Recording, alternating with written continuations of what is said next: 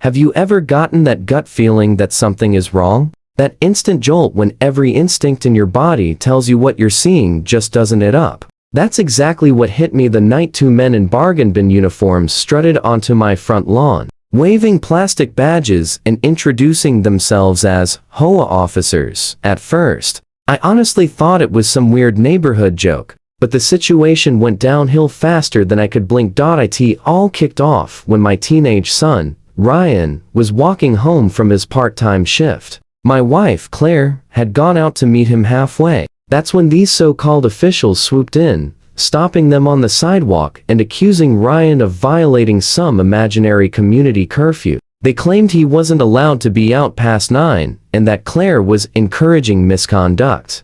Who talks like that in real life? Claire, stubborn and fearless as ever, laughed right in their faces, assuming the whole thing was ridiculous. But the men didn't crack so much as a smile. Instead, they doubled down, threatening fines and even hinting that Ryan could be detained for non-compliance. That's when the heat rose in my chest. I stepped out onto the lawn and demanded to know what authority they thought they had. Their answer? They puffed themselves up, flashed those flimsy badges again, and declared they were fully empowered by the HOA board. Now, look, our HOA can be irritating, sure, but I knew for an absolute fact they don't have their own enforcement squad. Certainly not one that can detain people. The posturing, the attitude, the way they towered over my wife and son. It was clear this had nothing to do with rules. This was straight intimidation. The longer I stared at their uniforms, the more wrong everything looked. Their patches were crooked.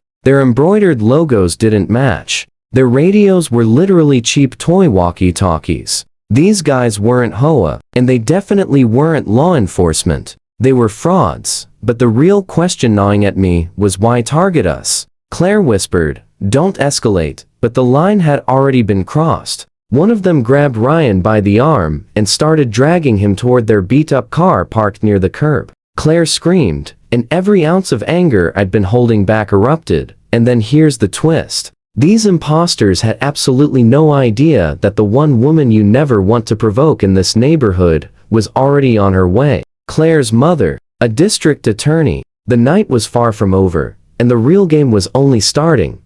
The shriek of tires sliced through the air as a sleek black sedan came to a hard stop behind the imposter's car. Everyone froze. Then the driver's door swung open, and out stepped Claire's mother, Margaret. To most neighbors, she was just the sharp-tongued older woman who terrorized local council meetings. But to the city, she was the district attorney, and she had a reputation for being merciless in a courtroom.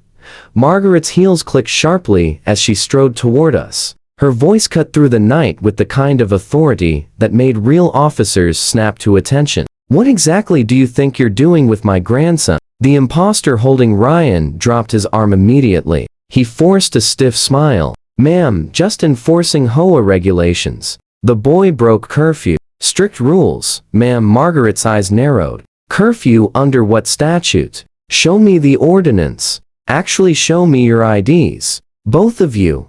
They hesitated, fumbling. That alone sealed their fate. Their second mistake was underestimating her. Margaret had spent more than 30 years shredding lies in front of juries. She could detect deceit before a person even opened their mouth.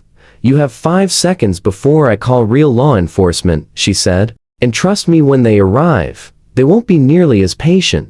The shorter man panicked and raised his toy walkie-talkie as if it gave him power. "We don't answer to you. The HOA board authorized this." Margaret stepped closer, her presence somehow towering despite her size. "Listen carefully. HOAs have no police authority. You're impersonating officers. You assaulted a minor, and you attempted an unlawful detention. That's 3 felonies in under 10 minutes. Now, get in your car and leave before you're in handcuffs on my lawn." The taller man muttered. This isn't over, but any shred of confidence died the moment Margaret pulled out her phone and started dialing. Both men scrambled into their rusted sedan and sped away like their lives depended on it. Silence settled. Ryan's breathing trembled. Claire hugged him tight, whispering, "It's okay. It's over." But Margaret shook her head. "No, it isn't. Men like that don't show up without someone pulling the strings." Someone sent them, and we're going to find out who.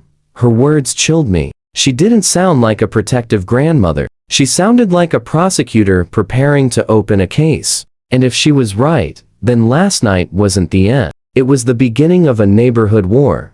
The next morning, our porch didn't feel like home anymore. It felt like the aftermath of something sinister. Claire made coffee, her hands trembling as she replayed every detail from the night before. Ryan sat silently at the kitchen table, staring at the red mark on his wrist where one of the imposters had grabbed him. And Margaret? She was already in full work mode, spreading files across our table, as if we were in the middle of a legal briefing. "I've seen this before," she said, tapping her pen against a stack of documents. "Impersonators are usually hired muscle." She looked up at us. "Someone on that HOA board wanted to scare you. Badly. Badly enough to bring in thugs." I frowned. "But why us? We pay our dues. We maintain the yard. We've never broken a single rule." Margaret shot me a look that made my stomach twist. "Sometimes it has nothing to do with rules," she said quietly. "It's about power."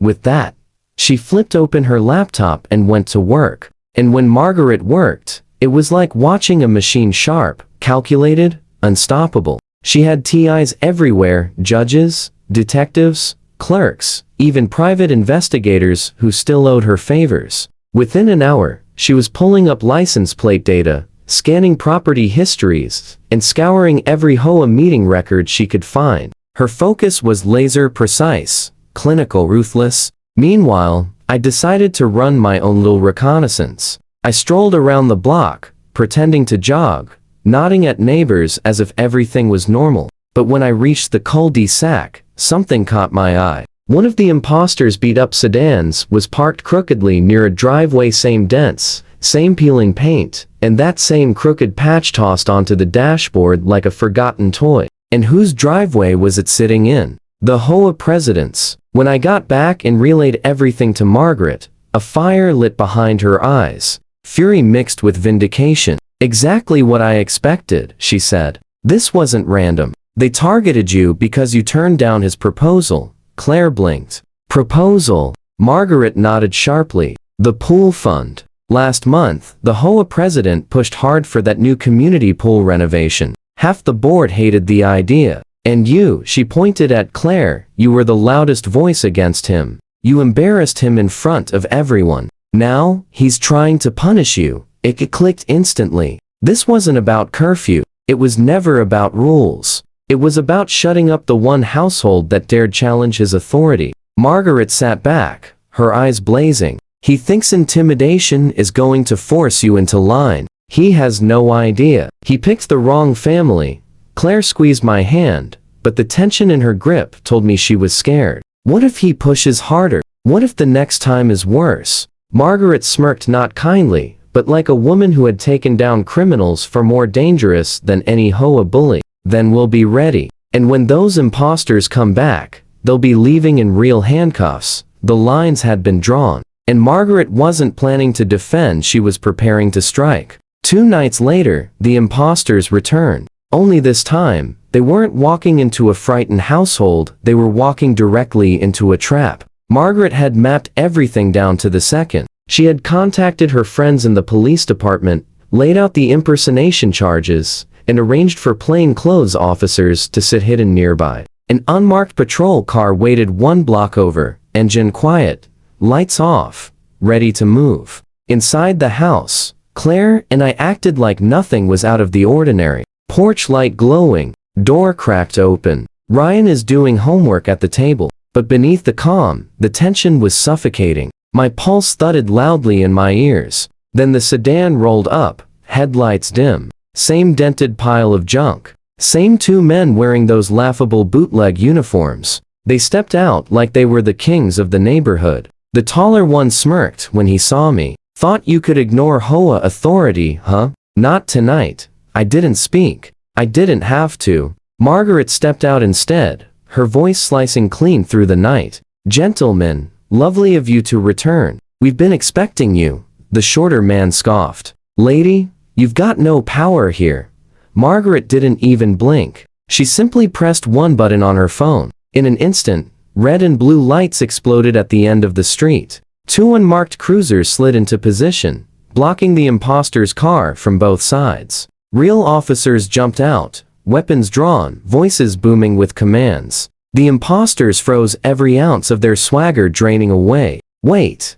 the taller one yelped. We were just following orders." "Whose orders?" Margaret snapped. And that's when it came tumbling out. The HOA president. He had promised them cash to enforce compliance on the families who opposed his pool project. And we were his primary target. The officers cuffed the men right on the curb, announcing charges of impersonating law enforcement, attempted unlawful detention, and harassment. Neighbors peeked from windows, whispered behind hedges, and even held their phones up to record as the imposters were shoved into squad cars. By the time the cruisers drove off, half the block was buzzing. But Margaret was far from finished. She walked straight to the HOA president's house with two officers at her heels. The man opened the door, wearing a robe, smirking until he recognized Margaret and the officers behind her, his face drained. Within minutes, he was slapped with the court summons for conspiracy and misuse of HOA funds.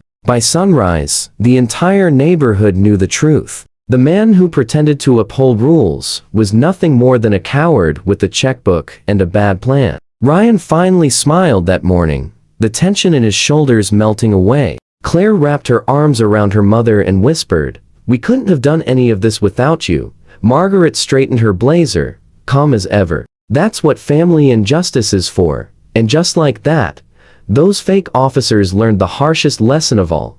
You don't mess with the district attorney's family. If you enjoyed watching how we took down those fake HOA enforcers, be sure to hit the like button, drop a comment on what you would have done, and don't forget to subscribe for more unbelievable HOA showdowns.